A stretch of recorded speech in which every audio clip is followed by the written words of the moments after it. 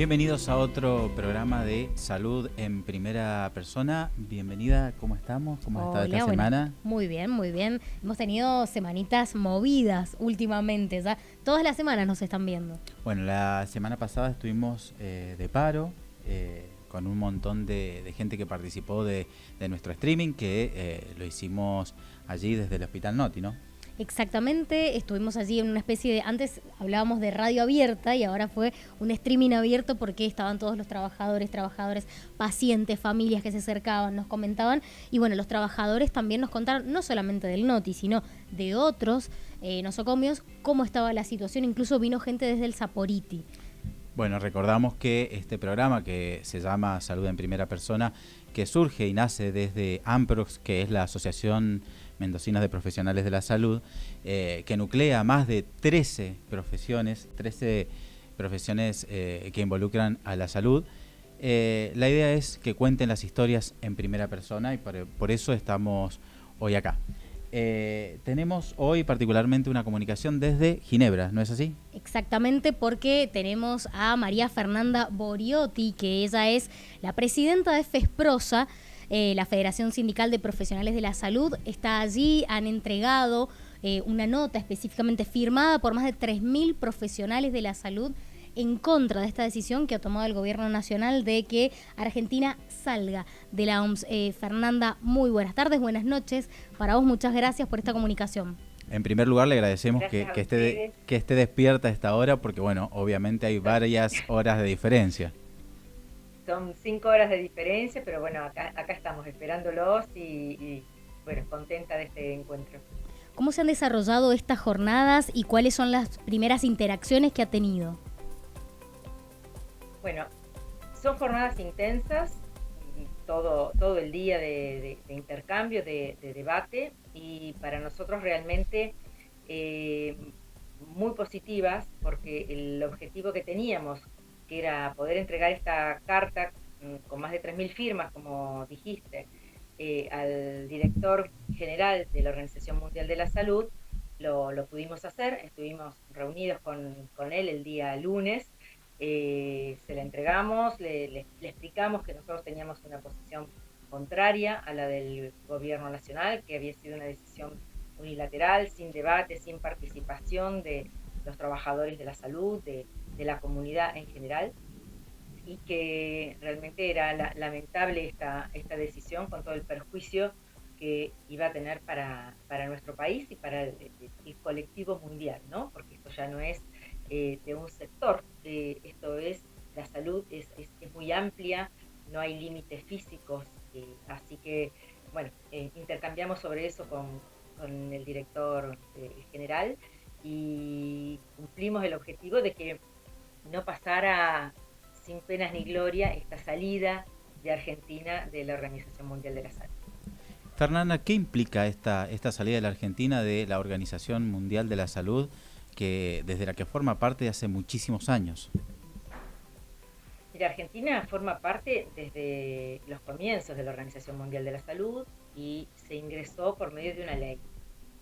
En este momento se sale de la OMS sin una ley, sin un decreto siquiera, así que bueno, nosotros tendremos que ver en Argentina de qué manera enfrentamos ese gris, esa situación que no está dentro del marco de procedimientos. Eso por un lado. Por otro lado, salir de la Organización Mundial de la Salud tiene implicancias no solo para nosotros, sino para el resto del mundo. El ejemplo fue el brote de hantavirus que hubo semanas atrás, que sale de Argentina, pero llega a otros países del mundo. Son muchos los países involucrados. Entonces, esto de quedar aislado, sin interrelación general, sin alguien que coordine las acciones, como podría ser la Organización Mundial de la Salud, realmente es perjudicial, como dije, para nosotros y para el resto del mundo. Quedarnos fuera de las alertas tempranas frente a brotes de otras enfermedades, y no porque nos enteramos en los medios o que alguien nos avisa, mira, hay un brote de ébola en África como en este momento, sino las características, las acciones que se van a tomar, las implicancias que tienen, qué tipo de cepa, bueno, todas las características puntuales de una enfermedad tampoco van a llegar a nosotros en lo inmediato. Todas las formaciones, es decir, capacitaciones que hace la Organización Mundial de la Salud no van a ser más para nosotros. En muchos casos la Organización Mundial de la Salud aporta instrumental, aporta equipamiento para poder hacer determinadas pruebas en muchos países que nosotros no estaríamos ajenos, tampoco lo vamos a tener. El acceso a vacunas o a medicamentos a un costo accesible tampoco lo vamos a tener. Eso como para decir algunas cosas y estar fuera de las discusiones donde se definen protocolos de acción, qué se hace frente a la resistencia antimicrobiana, que es un problema mundial. Bueno, son miles de acciones de las cuales nos vamos a quedar afuera. Políticas contra determinadas infecciones, subsidios para poder trabajar para esas patologías. Bueno, estamos afuera y estar aislado no es bueno. No es bueno estar aislados, limitarnos a Mendoza, porque Mendoza está al lado de San Juan, de Chile, de San Luis, de Neuquén. Bueno, no estamos cerraditos así cuando hablamos de salud. No hay límites físicos, no hay límites de muros, no hay barreras eléctricas, no existe eso. Van y vienen los virus, las bacterias y las enfermedades. Una de las cosas que se estaban diciendo estos días acá, y que lo escuché de varios países que lo tomaron, la desinformación va más rápido que las enfermedades. Y lo que está haciendo el gobierno con este aislamiento es dejar bien desinformada a la población, a la comunidad en general y a la sanitaria en particular, y eso obviamente va a traer más enfermedad y más muerte también, que no necesitamos eso en este país. Doctora, ¿parecería de alguna manera algún tipo de incoherencia en esta decisión que ha tomado el gobierno nacional? Porque si solo habláramos de números, por ejemplo, no es algo que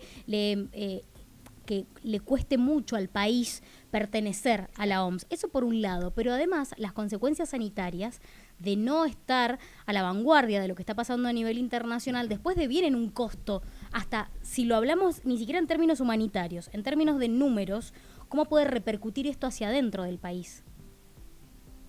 Mira, más allá de lo que venga por salir de la Organización Mundial de la Salud, nosotros tenemos una realidad muy crítica a nivel sanitario en nuestro país, porque desde que asumió Milei, el deterioro de la salud se incrementó, pero a una velocidad increíble, porque está desfinanciando absolutamente al sistema público de la salud en su conjunto. No solo a lo que es el Ministerio de Salud, con despidos en los hospitales nacionales, con falta de insumos en los hospitales nacionales, en lo que depende estrictamente del Ministerio de Salud de Nación, sino que está haciendo lo mismo con programas nacionales que garantizaban una equidad en todo el país. ¿Por qué es esto? Porque cuando hablábamos del plan Remediar, con las objeciones que nosotros teníamos con los planes focales, con un plan de estas características, la caja de medicamentos llegaba absolutamente a todo el país según las necesidades de cada provincia. ¿Tá? Entonces, Jujuy tenía en sus centros de salud los medicamentos que la población normalmente consumía, los medicamentos básicos, ¿no? La provincia de Santa Fe, lo mismo. La provincia de Córdoba, lo mismo. Mendoza, lo mismo. Tierra del Fuego, lo mismo. Entonces, todas las provincias tenían un acceso equitativo a medicamentos para el primer nivel de atención estándar, necesarios y de uso habitual. Eso deja de estar. Cada provincia se tiene que hacer cargo de comprar todos estos medicamentos, por ejemplo, ¿no? Entonces, veremos qué compra Mendoza, qué compra Santiago del Estero y qué compra Chubut. A lo mejor no están dispuestos a poner la plata que hay que poner ahí cuando Nación deja de enviar, porque aparte Nación también ha cortado la coparticipación a las provincias como debía ser. Entonces, cada provincia hará lo que quiera y depende cuánta plata tenga la gente en el bolsillo y depende de dónde vivamos en nuestro país, vamos a tener la posibilidad de comprar un medicamento, de acceder al servicio de salud o directamente de deteriorar nuestra vida y nuestra salud.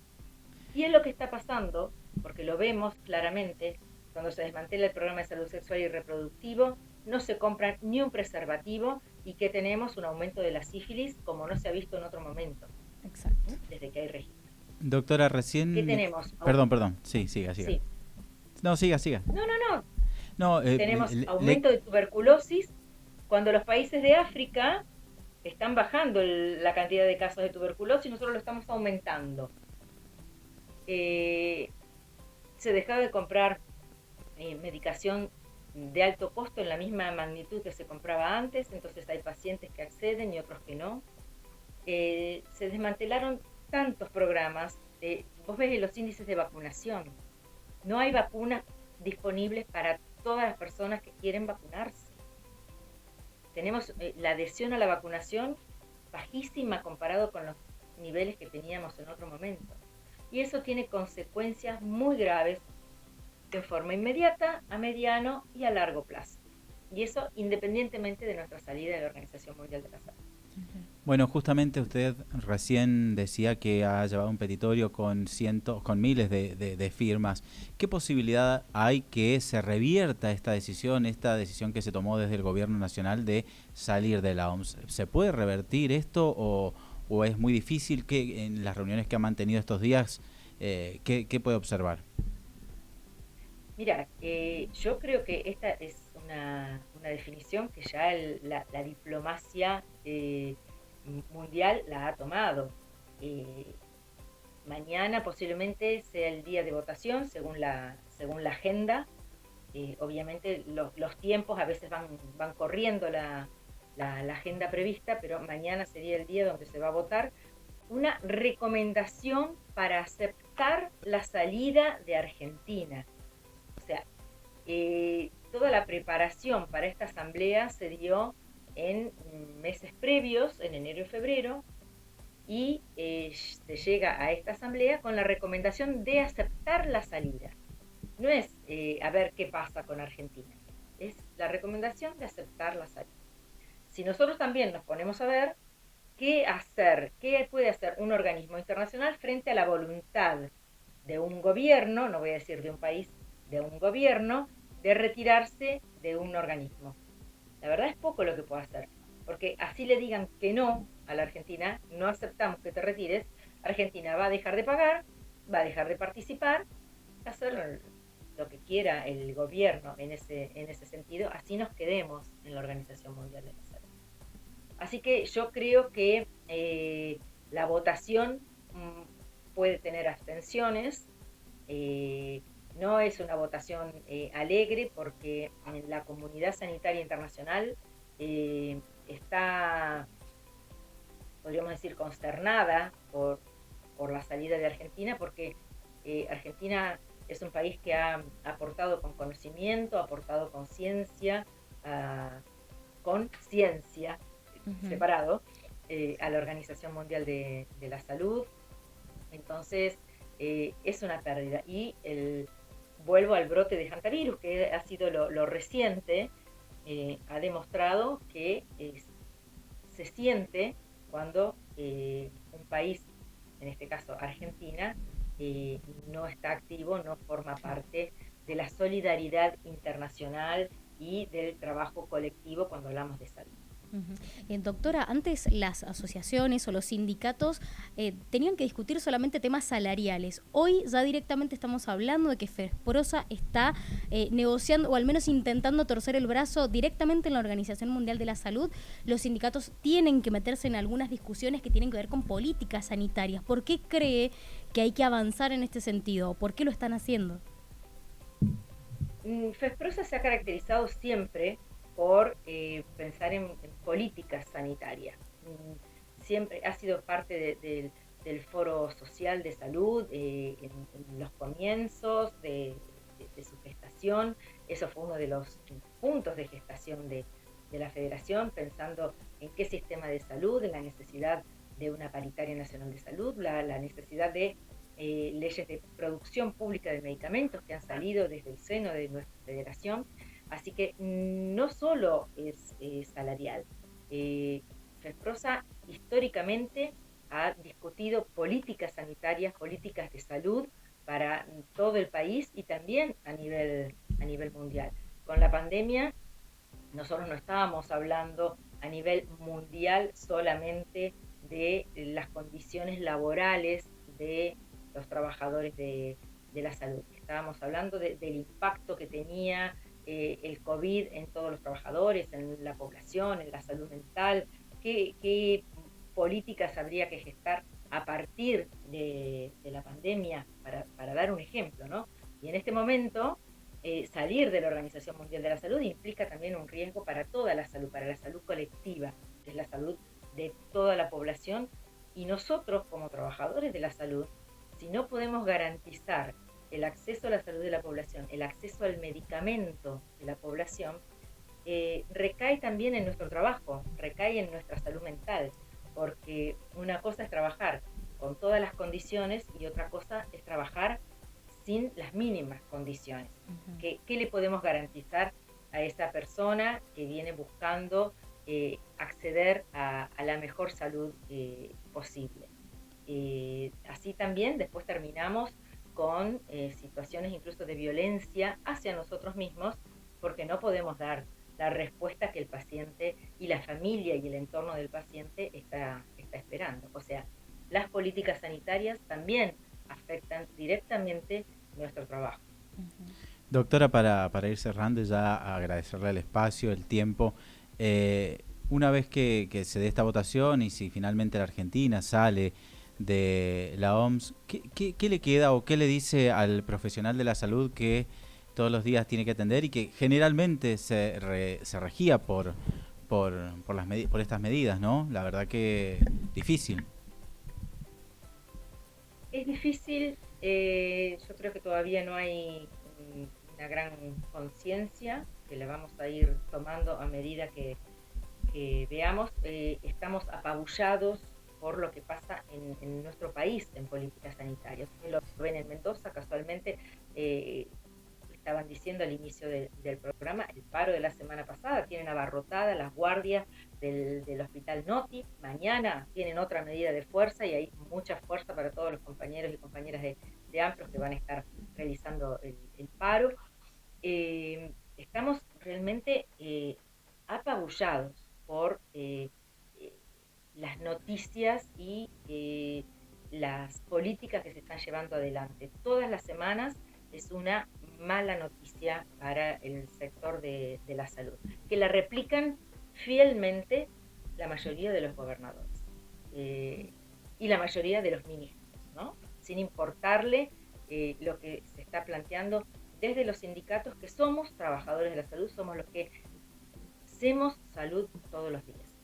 Entonces, estas implicancias de salir de la Organización Mundial de la Salud las vamos a ir viendo con el paso del tiempo, pero sí podemos decir que hay dos cosas que creo que hay que rescatar. El gobierno quería que esto pasara en silencio y no le fue posible. De hecho, el gobierno salió a atacarnos, a responder a lo que nosotros estábamos haciendo en Ginebra, lo que estamos haciendo en Ginebra, para que se sepa cuál es la posición de el campo sanitario de nuestro país. Y la otra cosa es que este limbo legal en el que se resolvió salir de la Organización Mundial de la Salud también va a tener consecuencias, porque por supuesto vamos a avanzar con presentaciones y en el Congreso judiciales para tratar de revertir esta definición.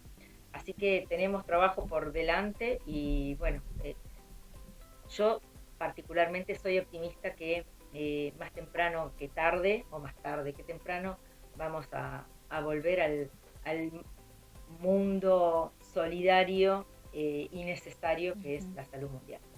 Doctora, muchísimas gracias por estos minutos. Muchísimas gracias por este tiempo y bueno, que la votación ojalá se quiebre y cambie, pero bueno, aunque es difícil, deseamos eso, ¿no? Gracias. Sí, tenemos para seguir luchando, así que como salga la votación, eso no va a cambiar nuestro espíritu de seguir defendiendo la mejor salud para todos y todas. Muchas gracias a ustedes. Muchísimas gracias por conectarse y bueno, que tenga buenas noches. Bueno, la escuchamos entonces a la doctora María Fernanda Boriotti, ella es presidenta de FESPROSA, está en Ginebra, Suiza, como la escucharon. Mañana se vota la aceptación de la salida de Argentina de la OMS, ¿no? Esto contra todo tipo de recomendación sanitaria. Bueno, el gobierno del país, como decía, ha decidido dejar de participar de la OMS como lo ha hecho desde que se creó. Bueno, y con un panorama bastante complejo, ¿no? Ya hay una recomendación de votar por el sí porque Argentina quede fuera de la Organización Mundial de la Salud. Pero bueno, volvemos aquí a nuestra provincia, volvemos a Mendoza, volvemos al paro del martes pasado. ¿Y quién nos acompaña hoy? Hoy la tenemos a Silvia Fernández, ella es parte de la comisión ejecutiva de AMPRO. Silvia, muchas gracias por venir. Algo de lo que hablábamos con Fernanda me hacía acordar a esto que también habíamos estado hablando con ustedes, de cómo el desfinanciamiento se empieza a ver como una cascada, que no es justamente la de Adorni, sino una cascada de problemas y de complicaciones que empieza a tener el sistema sanitario en general. ¿Cómo la advierten ustedes aquí en la provincia? Hay una crisis en la salud muy importante y se manifiesta en distintas cosas. Te voy a dar algunos ejemplos. A nivel de salud mental hemos estado recorriendo los dos hospitales más importantes, el Pereira y el Sauce. No hay turnos para la atención en psicología. Ustedes saben que todas las patologías de salud mental hoy son la epidemia de esta época. No hay atención, no hay turnos. Solo se atiende en la urgencia y asimismo, por ejemplo, uno de los tantos ejemplos, nos encontramos con un joven que en el Hospital del Sauce que estaba hacía 5 días internado en la guardia porque no había cama para la patología que le estaba presentando. La salud mental, la cantidad de profesionales que han renunciado porque son prestadores con todo lo que implica una prestación con un ingreso muy muy bajo que al profesional no le conviene, entonces deciden irse a la parte privada. Además de la crisis en la salud mental, también hay crisis en las especialidades. Ustedes no sé si se acuerdan que hace un mes en el Hospital Lago Maggiore apareció esta gran fila de personas haciendo cola para pedir un turno en especialidades. Y una modalidad que ha implementado el gobierno para invisibilizar esto es los turnos por WhatsApp. Entonces se solicitan por WhatsApp una vez al mes a las 8 o 9 de la mañana, ya no hay más turnos, pero como no está esta fila, esta cola, queda invisibilizado. Claro. Y la gente tiene que esperar al próximo mes para ver si logra otra vez conseguir un turno. Enseguida vamos a estar hablando con la doctora Andrea Villalba sobre el tema de la estacionalidad y el aumento lógico, ¿no? Pero en estos días se han visto los hospitales colapsados.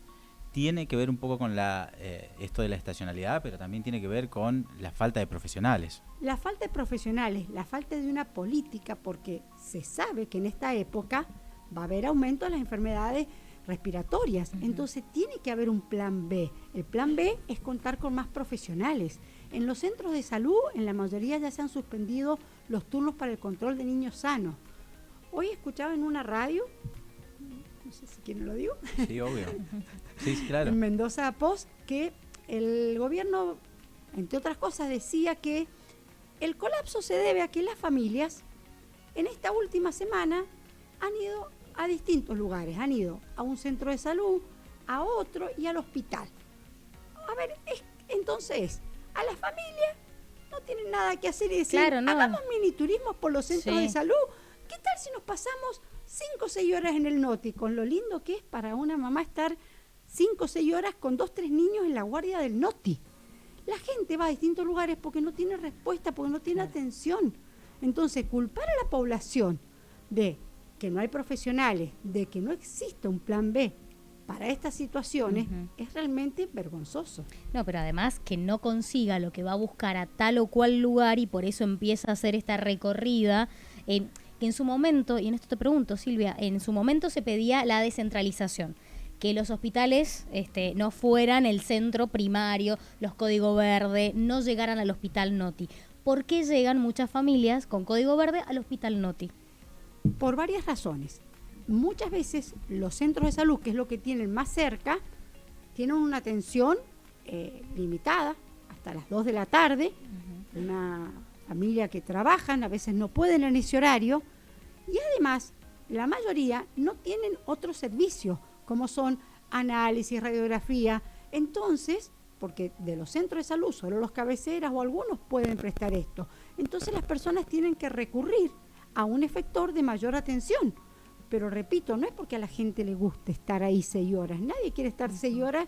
No sé si han podido asistir a una guardia. Es realmente terrible estar ahí y la cantidad de infecciones que se transmiten de uno a otro es tremendo. No, y la gente se termina yendo además, porque escuchábamos los testimonios de algunas familias, algunas madres que decían, no, me voy, llevo 4 horas y media acá, me lo llevo porque me lo voy a llevar con más virus de los que traía cuando llegaron. Incluso desalojaban algunos colegas nuestros también que estaban trabajando allí en la explanada del Hospital Noti. Tal cual. Eso también. ¿Cómo advertís vos los trabajadores hacia adentro? Digo, esto, no haber más, aunque se aumente la demanda estacional, no ha habido mayor cantidad un agotamiento terrible, porque no tienen, o sea, gente que hace el consultorio, que tiene una cantidad de pacientes que atender al día, no termina de poder atender lo que tendría que atender, porque hay una lista interminable.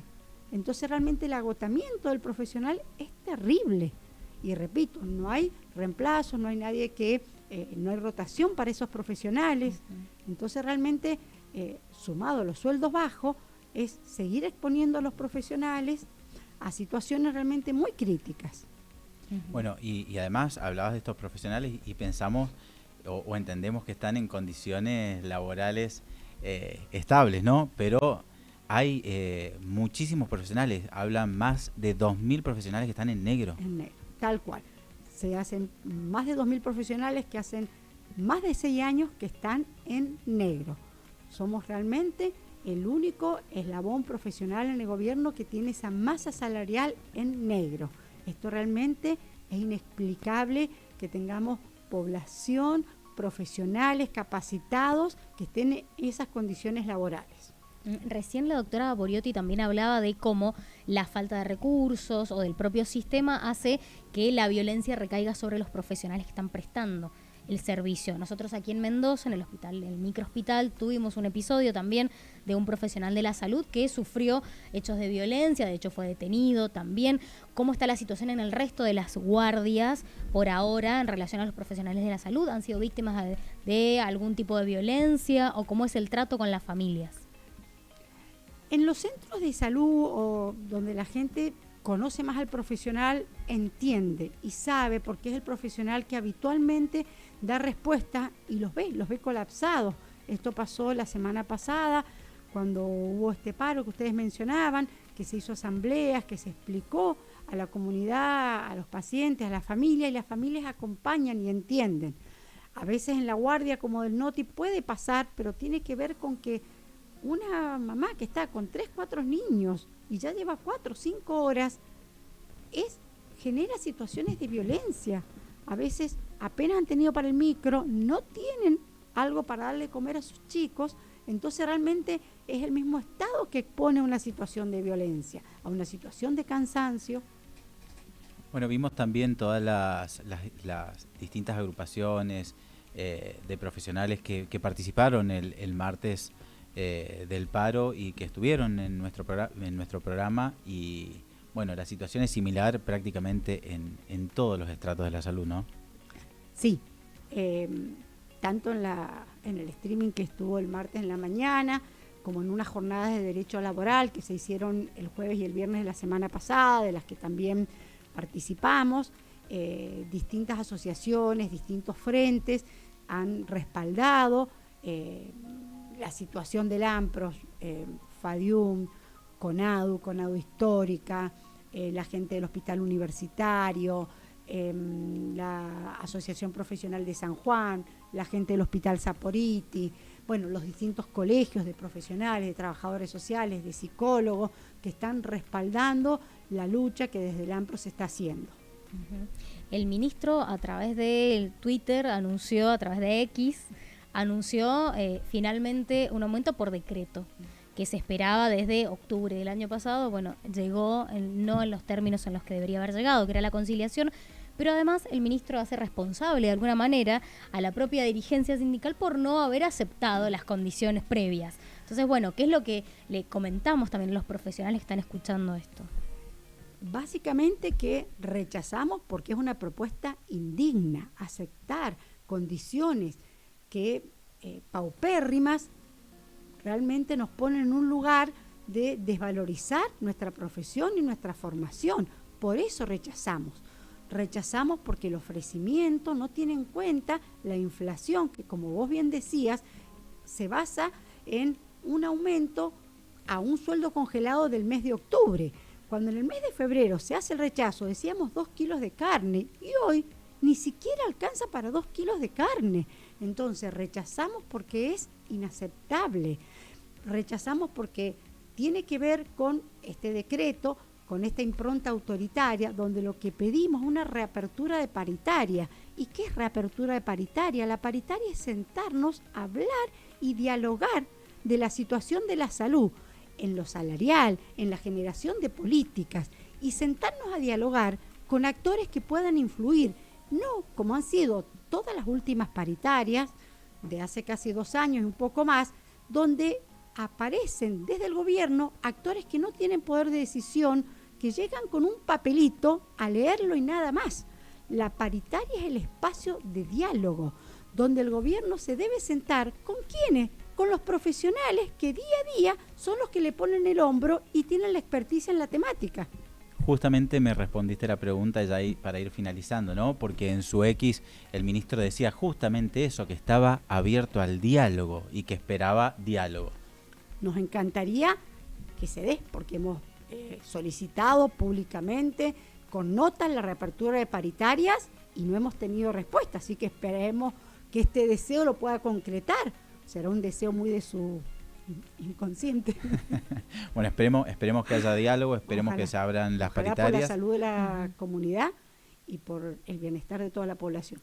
Bueno, le agradecemos a la licenciada Silvia Fernández y bueno, seguimos nuestro programa. Gracias por participar. Gracias a ustedes por la invitación, chicos. Gracias. Bueno, semanas complejas también dentro de la lucha salarial, con esto que decía la licenciada, ¿no? Cómo el diálogo se ha visto en sus formas, sí, llevado adelante, pero en realidad en el contenido no ha habido una discusión real para poder negociar o proponer otras cosas. Ni siquiera hay cuestiones que tienen que ver con lo extra salarial que se puedan llegar a discutir, como esto, pasar a planta más de 2.000 trabajadores y trabajadoras que están no registrados, pero además no solo que no están registrados, sino que además están como prestadores. O sea, realmente una precarización absoluta. Siguen las medidas de fuerza durante el resto de los días, están en asambleas. Los trabajadores, estamos hablando de las 13 áreas que cubre obviamente AMPROS, trabajadores profesionales de la salud, son todos. Bueno, y esto que parece como un chiste que decíamos recién, que el ministro hablaba en su X de diálogo, esperemos que no quede en eso, en que sea simplemente demagogia y que realmente se siente a dialogar con los profesionales de la salud, que ya vimos el martes pasado en todos sus niveles están no mal, muy mal. Bien, y además eso no pasa solo en hospitales de niños, sino también vamos como los más vulnerables, ¿no? Como de un extremo a otro de la población. Eso también pasa en PAMI, adultos mayores, la atención que se está brindando, cómo se ha vaciado últimamente. Esto lo decía también la doctora Fernanda Boriotti desde Ginebra, cómo los sistemas desfinanciados después terminan generando una ola de complicaciones también sanitarias, digamos. Y para eso también lo hemos invitado a Gustavo Tanús, él es trabajador de PAMI también, de APAMI, Cuyo. Muchas gracias por esta invitación. Queríamos consultarle cómo es la situación y cómo se está viviendo desde adentro de PAMI. Bueno, primero gracias por la invitación y por visibilizar este problema grave que tenemos los médicos de cabecera y sobre todo que repercute en los pacientes. Te voy a explicar desde el principio cómo comenzó esto, que es muy simple. Nosotros teníamos un ingreso, la mayoría somos médicos contratados, hace 20 o 30 años en mi caso. Y teníamos una remuneración mixta, que era por cápita y por consultas. Las consultas podían ser de 5 tipos: consultas de primera vez, consultas de devolución de la primera consulta que tenían un importe, después las consultas habituales de enfermedades agudas que nos consultaban, y domicilios y pacientes en tránsito. Estos 2 últimos son lo menos, a lo mejor en 3 meses hacemos un domicilio o un paciente que es de otra provincia que nos consulta. Estas primeras 3 que nombré son las que pasan se simplifican o se unifican en la cápita. Entonces, esto, si hacemos números, para que entiendan, antes cobrábamos por cápita 946 pesos más estas consultas. Ahora esa cápita tuvo un aumento del 120%, que es lo que dicen desde PAMI, que en realidad no es tan así. ¿Por qué? Porque nuestro mayor ingreso era por esas consultas y hoy esa consulta va a valer esa cápita va a valer 2.100 pesos, pero que sacando las cuentas a nosotros nos implica, suponete, tenemos 700 cápitas, vamos a cobrar 1.400.000. Antes cobrábamos el doble o más. Y esto es terrible porque tenemos que seguir manteniendo el mismo consultorio, la secretaria, los insumos, el monotributo, la jubilación, bueno, todo lo que implica ser trabajador independiente. En base a eso, bueno, el gremio que represento, que es APAMIA, que es un gremio de los médicos de cabecera de PAMI y de los odontólogos y de profesiones afines a la salud, un gremio a nivel nacional, que a partir de esta medida dispuso un paro, que lo cumplimos a mediados de abril, de 3 días, con un gran impacto. Pero bueno, obviamente los directores de PAMI minimizaron la adhesión. Y yo siempre digo que la cuantificación de un paro médico no debe ser así, justamente porque somos profesionales y nos vamos a cerrar la puerta del consultorio y apagar el celular 3 días, porque tenemos una responsabilidad diferente a otros empleados, ¿no es cierto?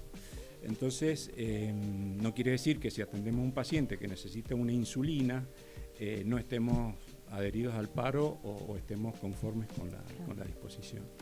Básicamente esa es el origen de todo este problema. Y ahora estamos en una instancia de negociación. En estos días creo que, no sé bien en qué momento, pero probablemente hoy se reúnan las autoridades del gremio de APAMIA con la gente de PAMI para ver si hay alguna mejora de la propuesta. Deni, recién el doctor dijo 2 cosas como al pasar y la verdad que para mí son, creo, casi increíbles, ¿no? Porque primero dijo, hace más de 20, 25 años que estoy en negro, en una relación. Es una locura total por un lado, y por otro lado también dijo, nos han subido el 100% y estamos hablando de 2.000 pesos por mes. 2.100 pesos por cápita. Por mes. A ver, es una locura. Desde IPAMI dicen, si atienden o no atienden van a cobrar igual. Pero esto no es así, no es así porque nosotros, yo por ejemplo, acá te puedo mostrar el teléfono, tengo 25 consultas, actos médicos, ya sean recetas, consultas por alguna cuestión específica, formularios, derivaciones, 25. Si lo multiplicamos por 4 días que yo atiendo en PAMI, son 100 consultas por semana. Al mes, 400. Si queremos saber realmente cuánto vamos a cobrar por persona, dividamos 700, o sea, 1.400.000 que voy a cobrar, divido 400 consultas. Ahí me va a salir. No he hecho la cuenta ni la quiero hacer. No la haga, porque va a salir mal. Debe ser terrible. No, va a salir mal. Pero además, este tipo de discursos, digamos, la idea es que la gente se atienda más, digamos, para que sea preventiva la medicina. Si encima estamos incentivando a no atender a los pacientes, ¿qué sentido tiene? El sistema anterior era muy bueno porque al nosotros tener una remuneración, naturalmente incentivábamos al paciente, venga a la próxima consulta, al que no venía en un año lo llamábamos para ver qué estaba pasando, porque teníamos, somos seres humanos, vivimos del trabajo, nos encanta la medicina, pero también tenemos que vivir. Entonces era un sistema sanitario que le hacía bien al paciente, porque estábamos permanente sobre el paciente para que viniera, para que nos consultara, para hacerle el seguimiento. Y ahora, la calidad de atención va a disminuir. O sea, nosotros tenemos que buscar otras alternativas. Esperemos que la negociación sea fructífera y nos den algún tipo de solución, porque todo esto termina, los pacientes de PAMI son con enfermedades crónicas, la mayoría, diabetes, hipertensión, artrosis. ¿A dónde terminan? En eventos cardiovasculares internados, sacando además la dificultad que tienen para acceder a los medicamentos, que otro tema muy importante que hace que la calidad de atención y la calidad de vida de los pacientes se vea perjudicada.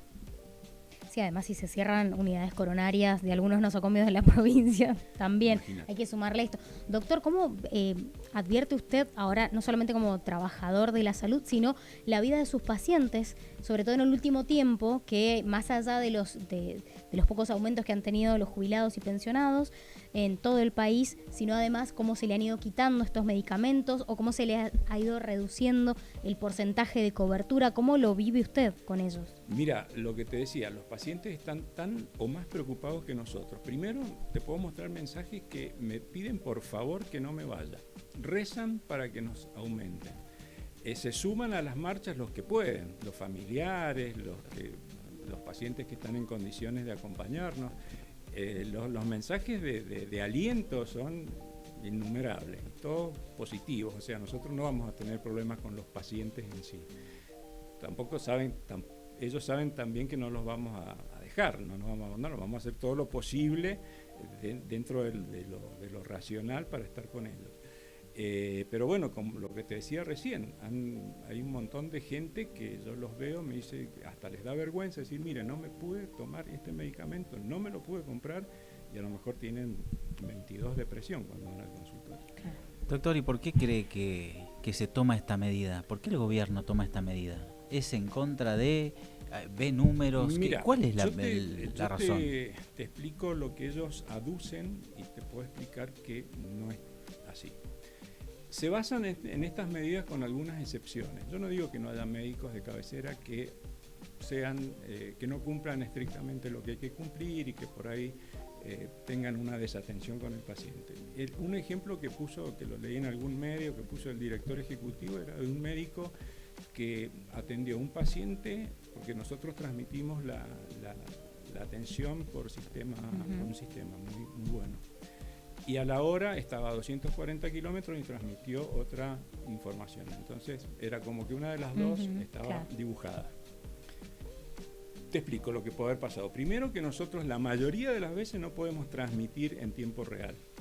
O sea, podemos atender un paciente, a lo mejor el primero, el segundo turno lo podemos transmitir, pero después tenemos 5 consultas y las anotamos y yo personalmente las puedo transmitir a la tarde, en mi casa. Y eso no está mal, o sea, no es obligatorio hacerlo en el momento. No es obligatorio, entonces eso puede haber pasado. Y lo segundo es que yo creo que las decisiones y las determinaciones no se pueden tomar en base a la excepción, hay que tomarla en base a la generalidad. Pero bueno, parece que se han apoyado. En ese caso, incluso un periodista, cuando me hicieron una entrevista, me planteó ese tema, o sea, como apoyando la acción de PAMI de ir contra los médicos de cabecera, porque metieron a todos en la misma bolsa, como que todos éramos unos corruptos y le robamos al PAMI una consulta. Esa es una de las cosas que dicen desde la dirección ejecutiva, que han hecho auditorías, que han demostrado que este tipo de irregularidades, que las deben haber, como lo hay en cualquier profesión, en cualquier institución y hasta en el propio gobierno, estimo. Bueno. Pero además, ¿por qué no proponer mayores controles o formas de saneamiento o formas de bueno, lo mismo pasó con evitar los discapacitados? A ver, todos los discapacitados eran unos mentirosos corruptos. No. O sea, a ver, tienen esa forma de manejarse con la excepción y ahí entran todos. Se podría solucionar, no digo que no haya irregularidades, no lo digo, no lo conozco, te puedo poner la firma que acá en Mendoza, la gente que yo conozco, que hace 20 años que conozco, no trabajamos así, todos trabajamos como corresponde. Entonces, también sentirse perjudicados por una excepción no es lo que nadie quiere. Bueno, en las últimas horas también ha surgido un conflicto con los odontólogos de PAMI, ¿no? Los odontólogos, peor que nosotros. Peor porque hace 2 meses he leído por ahí que les han cobrado, pero yo sé que les han pagado, pero sé que el pago ha sido mínimo. Las consultas son, el importe que tienen no alcanza a cubrir ni el 10% del gasto que tiene el odontólogo, así que los odontólogos de cabecera sí están de paro desde el lunes. Claro. Doctor, ¿hay algún tipo de propuesta que en esta negociación de la reunión que se va a hacer próximamente, que ustedes puedan aportar, más allá de que no es el trabajo de ustedes claramente, pero alguna propuesta para acercar posiciones? Sí, a ver, la posición del gremio es unificar lo del pago está bien. Nosotros propusimos eso en septiembre del año pasado con un importe, obviamente que no era de 2.100 pesos, era en su momento de 5.000 y después la última propuesta que hicimos era de 6.000 por cápita, teniendo en cuenta la inflación y el costo de vida que se modificó desde octubre hasta ahora. Y eso es otra cosa que aducen desde el PAMI, que dice que el gremio, nosotros, APAMIA, pidió ese aumento. Está bien, lo pidió, pero en ese monto no. No, claro, el ítem. Yo no conozco ni en mis 30 años que he estado en PAMI, ni ningún gremio, ni ningún grupo de trabajadores que haya tenido una reducción del 52,5%, esa es la cuenta exacta, del 52,5% de su remuneración. Claro. No conozco. A ver, es un golpe gravísimo. Hay médicas, sobre todo mujeres, que son sostén de familia y que trabajan solamente en PAMI. Acá en Mendoza hay varios ejemplos.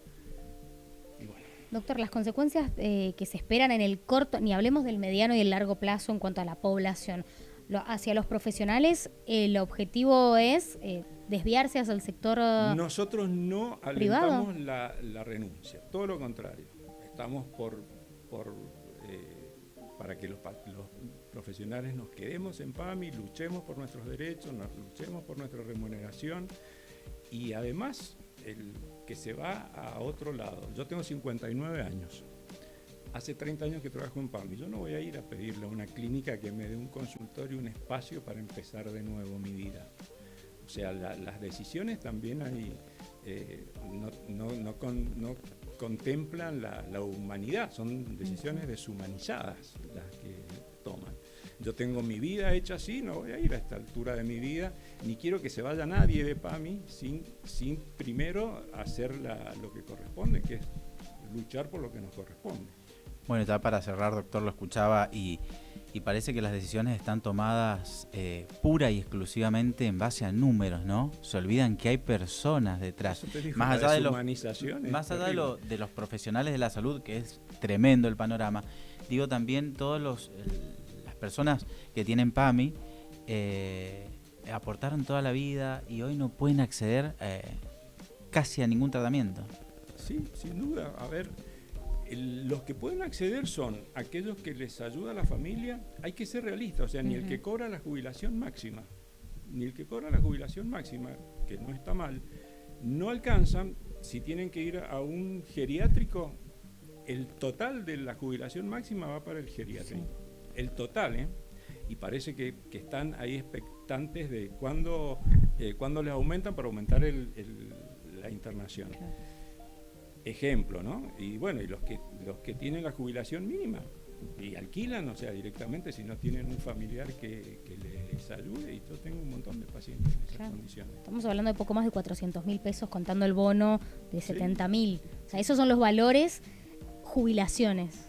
Mi abuela, que es pensionada, está muy por debajo. Aparte, para que entre al 100% hay que hacer un trámite que por ahí les cuesta más caro el remis, porque no pueden subirse en los micros la mayoría, el remis al PAMI, a la vuelta, que le faltó un papel, vuelven al consultorio, el consultorio allá, y por ahí gastan más en traslados que no lo pueden hacer. Y si lo tiene que hacer un familiar, tiene que dejar de trabajar el familiar. Es terrible. Para mí, desde donde lo miremos a la situación actual de PAMI, está muy mal. Doctor, ¿cuántos trabajadores aproximadamente, cuántos son prestadores para PAMI? En el país somos 8.000 médicos de cabecera. En Mendoza hay 350 aproximadamente. Y afiliados, o sea, jubilados que necesitan la atención de nosotros, son 5,5 millones. Muchísimas gracias. Doctor, muchas gracias por el espacio, y queda el micrófono abierto para cuando necesite. Acá tiene un espacio. Si hay alguna novedad favorable o desfavorable, se los hago saber. Muchísimas gracias por el tiempo. Gracias, doctor. Bueno, estábamos dialogando con Gustavo Tanús, el médico de APAMIA, representante de APAMIA, médico de PAMI, de cabecera, realmente contándonos la situación. 52,5% de disminución real en sus ingresos. Yo realmente me quedé con esto de hace 30 años que están en negro, con prestación de servicio. Es una locura. Ni hablar de lo que se paga por cápita. No llega a los 2.000 pesos. 2.100 pesos. 2.100 pesos. La verdad que tremendo, terrible. Bueno, ojalá se solucione, ojalá nuestros adultos mayores puedan ser atendidos como corresponde, ¿no? Bien, y ya llegando al final de este programa, un poco de información en lo que tiene que ver con cuestiones de salud. Hablamos de guardias con un montón de gente y alguna cuestión estacional. Y le hemos traído a una de las que más sabe, la doctora Andrea Villalba, jefa de infectología del Hospital Lencinas. Doctora, muy buenas tardes.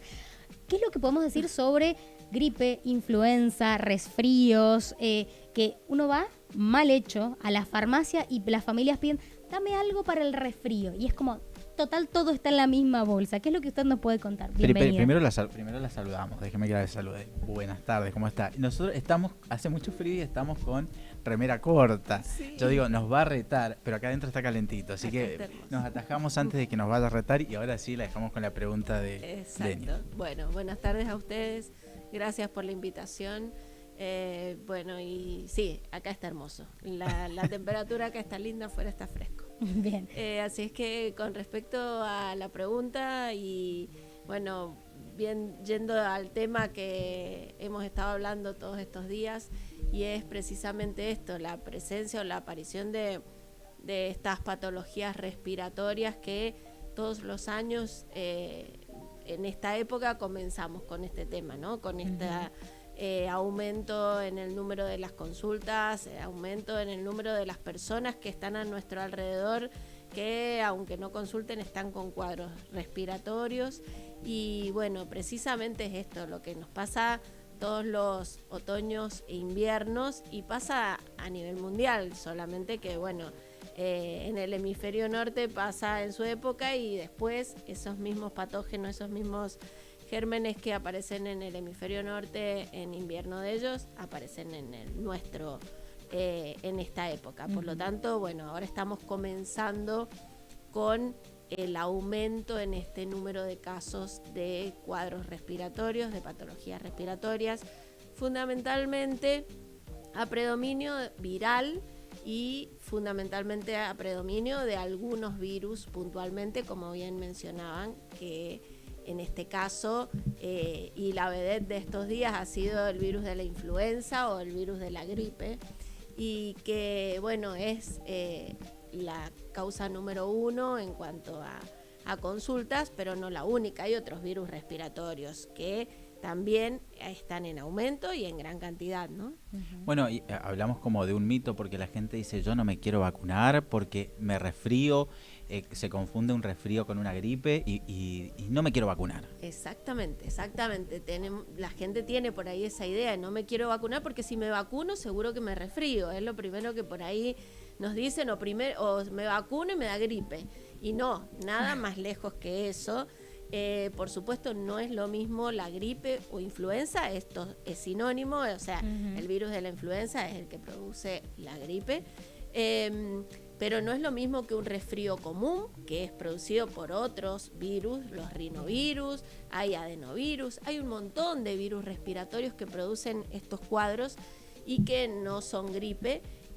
Pero para gripe puntualmente la vacuna es una herramienta muy eficaz que nosotros tenemos, es una herramienta importantísima y que tenemos que valorar mucho porque precisamente lo que produce esta vacunación para el virus de la gripe, para la influenza, es disminuir la posibilidad de complicaciones y de cuadros graves fundamentalmente, y sobre todo en aquellas personas más vulnerables. Entonces, el tema de no me vacuno porque me voy a enfermar, no, es mito totalmente, y la vacuna es muy importante y necesaria para poder disminuir la gravedad de estos cuadros. Bueno, es lo que reforzar un poco lo que decía el doctor Melonari el streaming pasado, ¿no? Sobre la importancia de vacunarse, la baja tasa que hay hoy después de la pandemia y todos estos mitos, tratar de exponerlos,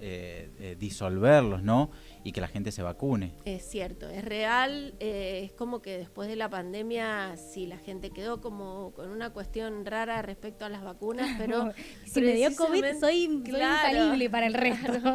Pero realmente es lo que tenemos que recuperar, tratar de nosotros educar a la gente y explicarles, y que nada más alejado de que si nos vacunamos nos va a la enfermedad, que nos van a poner algo con la vacuna, que es todos los mitos que surgieron en la época de COVID y que por ahí persisten en algunas personas, y explicar esto, que la vacuna es la herramienta casi más importante que tenemos ahora en este momento para la gripe, y que, bueno, junto con el agua potable es las dos herramientas más importantes en la humanidad para disminuir las infecciones, ¿no? O para prevenir infecciones.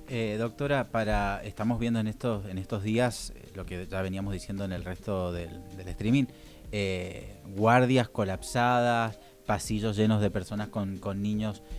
¿Lo podemos evitar? ¿Qué recomendación damos a eso? ¿Qué hacemos? Sí, en realidad la recomendación obviamente es que si tenemos un cuadro respiratorio, consultemos a un médico, no vayamos a pedir asesoramiento a un amigo, a un familiar. Lo ideal es consultar a un profesional, porque va a ser quien luego de examinarnos va a poder orientarnos y referirnos si es un cuadro leve, banal, o vamos a requerir una consulta a una especialidad mayor, ¿no? Pero sí también hacer hincapié en que lo ideal es que, a ver, si tenemos que ir porque no tenemos otra opción más que ir a un hospital, vayamos, pero si podemos evitar ir a una guardia de un hospital de alta complejidad, sobre todo, que es donde estamos teniendo la mayor cantidad de consultas, bueno, tratemos de, en lo posible, y dentro de las ofertas que tengamos de centros de salud, de centros de atención primaria, poder consultar en primer lugar a estos centros y que el profesional nos derive, en caso de ser necesario, a un centro de mayor complejidad. Doctora, recién hablábamos de influenza. ¿Cómo estamos epidemiológicamente en relación al año anterior? Bueno, en general los números son similares en cuanto a las épocas, ¿no? Nosotros tenemos que todos los años, a partir de las semanas epidemiológicamente se dividen en semanas epidemiológicas, está dividido el año en semanas epidemiológicas. Eso lo aprendimos con el COVID. Claro, exactamente. Y bueno, precisamente siempre a partir de la semana 12, 13 epidemiológica, comenzamos a notar y se evidencian este aumento en el número de casos de patologías respiratorias. Y bueno, y esto es lo que pasa con influenza. Lo que pasa que hay modificaciones o cambios en cuanto a qué subtipo de virus influenza circulan los distintos años. Y bueno, hoy por hoy se está hablando, otros años se hablaba de la gripe H1N1, que fue la que circuló fundamentalmente a predominio el año pasado, mientras que este año se está hablando mucho más de la H3N2, que son cambios antigénicos que se van produciendo en el virus de la influenza y que precisamente producen algunas modificaciones en la transmisibilidad, no demasiado cambio radical, pero sí en algunos elementos, y fundamentalmente este año lo que predomina es esta influenza. Si bien el número de casos es muy similar a lo que vamos teniendo a años anteriores, pero sí cambia el tipo de influenza que circula. Hoy por hoy la que predomina es la influenza H3N2 y fundamentalmente está en aumento y con mayor predominio el subclado K, que es precisamente esta influenza que circuló en Europa en su invierno. Bueno, doctora, le agradecemos primero a la gente que nos está siguiendo a través del canal de YouTube. Le agradecemos a Rocío que nos está mandando una pregunta. No la rete, pero yo sé que la va a retar. Pero recién estaba diciendo que no le preguntemos, sino que vayamos a un profesional. Bueno, ella dice, yo no voy a los centros de salud, pero le pregunto a la inteligencia artificial. Bueno.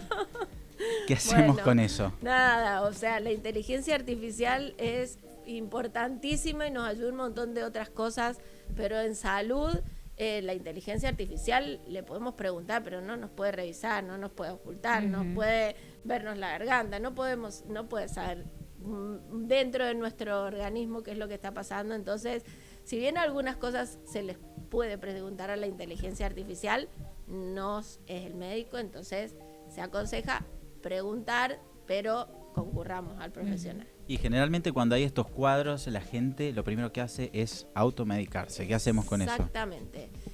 Bueno, lo mismo. Tratemos de no automedicarnos, no tomar antibióticos. Eso es fundamental. Nosotros como infectólogos tenemos un poco esto de caballito de batalla, de tratar de concientizar a la gente que no se automedique, con antibióticos, menos aún, porque se puede automedicar con un antitérmico, con un paracetamol, si tiene temperatura, es entendible hasta que vaya a la consulta, pero no tomar antibióticos si no está recomendado por el médico. Son infecciones virales en la mayoría de los casos. El antibiótico no es un antiviral, no es antitérmico y sí podemos llegar a aumentar la resistencia bacteriana a los antibióticos. Por lo tanto, consulta y seguir las indicaciones del profesional. Doctora, también nos preguntaban si este subtipo de influenza es un poco no mortal, pero si tiene algún tipo de consecuencias para la salud en relación a H1N1, por ejemplo. En general, no otras consecuencias ni otras complicaciones distintas a las influencias. El paciente lo percibe de la misma manera. Conocemos, exactamente. Sí se vio en Europa que hubo un número mayor de internaciones en relación a otros subtipos, pero no produce una mayor mortalidad, no es un virus que tenga una consecuencia mucho más grave que el resto de los virus influenza que han circulado otros años. Sí, por supuesto, tener y hacer especial hincapié en la prevención y en el control de las personas más vulnerables en cuanto a poder presentar cuadros graves, aquellas personas que tienen mayor posibilidades de requerir internación, de agravar su cuadro. Por lo tanto, en este grupo precisamente son aquellos que es indicada con mayor fuerza la vacuna. Bien. Bueno, le pedimos el último consejito antes de irse. No, yo quería preguntarle algo más. Perfecto. Porque la doctora es infectóloga y hace unos días hemos sido noticia en todo el mundo porque salió el hantavirus de por acá. ¿Qué sucede con eso? De por acá. Salió de por acá, de por el sur de la del Argentina. país. Pero bueno, estuvimos nombrados en todo el mundo por estos casos que se sucedieron en un barco. Exactamente, sí, precisamente fue la persona que fue el paciente cero, quien comienza con el primer cuadro clínico, fue una persona que toma el barco a lo a bordo en nuestro país y que había viajado varios meses por nuestro país, por lo tanto no habría dudas que lo contrajo en nuestro país, ¿sí? Sí, por los tiempos y todo lo demás, nosotros podemos estar tranquilos que no fue en nuestra provincia, pero sí ha sido en nuestro país, seguramente algunas de las provincias del sur, donde el virus Hanta, precisamente esta variedad Andes, que es esta causal de este brote en este barco, es una de las pocas que se transmite o es la que se transmite de persona a persona, que no sucede con los otros virus Hanta. Entonces, bueno, precisamente dada esta situación puntual, este virus Hanta Andes está en ratones colilargos, fundamentalmente de la zona cordillerana en el sur de nuestro país, en la zona cordillerana y también parte de Chile. Y bueno, lamentablemente contrajo este virus y que se dio la posibilidad de estar en un lugar cerrado, en un crucero donde precisamente había más cercanía, porque también para que se transmita no se va a transmitir en una plaza, no se va a transmitir en un ascensor un ratito, tiene que haber un contacto estrecho y frecuente con esta persona para poder adquirir el virus y bueno, se dieron todas las condiciones. Bueno, en la provincia de Mendoza no. No, en la provincia de Mendoza no hay. Bueno, ahora sí, perdón. No, aprovechemos y pegámosle, ya que trabajan en el Encina, si están con algún tipo de observación epidemiológica en relación a algún otro virus o están investigando algún otro tema que todavía no lo hayamos advertido. No, en general estamos con los temas habituales, lo que sucede, lo que va sucediendo, los temas habituales que tenemos siempre, por supuesto, en el hospital. Tenemos consultas por muchas patologías, por infecciones de transmisión sexual, tenemos consultas de Chagas, tenemos consultas por tuberculosis en centro de referencia, pero bueno, son las consultas habituales y ahora estamos fundamentalmente haciendo hincapié en estos temas que son los temas estacionales y en los temas que van surgiendo como brotes dentro de lo infectológico. La vamos a volver a invitar porque hay un montón de temas interesantes para hablar con ella. Y hay que pasar el invierno. Gracias a la gente de la producción que está ahí atrás, los dos Leos, como siempre le decimos, y le agradecemos el tiempo, el espacio, la espera para participar de este Salud en Primera Persona.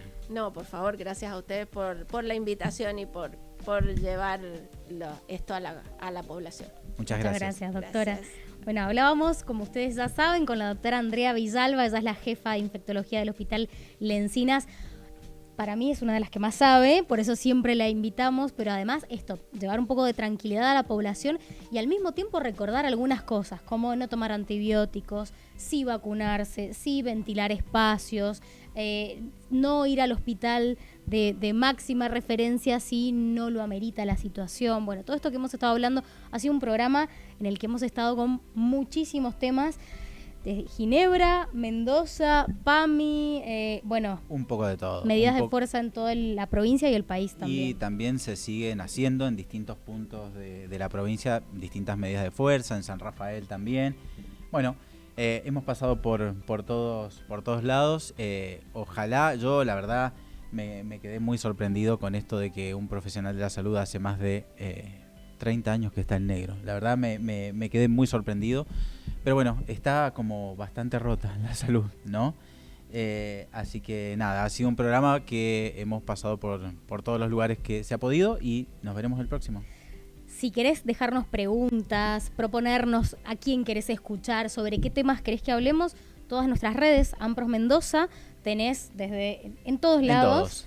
TikTok, Instagram, nuestro canal de YouTube y además tenemos nuestro Facebook, que es el único que es diferente, es Ampros Mendoza, todos juntos. Nos pueden seguir por todas las redes, nos pueden dejar los comentarios y los temas de los que les interese que hablemos. Claro, ahí va a estar en YouTube todo nuestro programa. Compartíselo a los colegas y a todas las familias que creas que le puede llegar a interesar. Gracias por acompañarnos. Hasta el próximo programa. Adiós.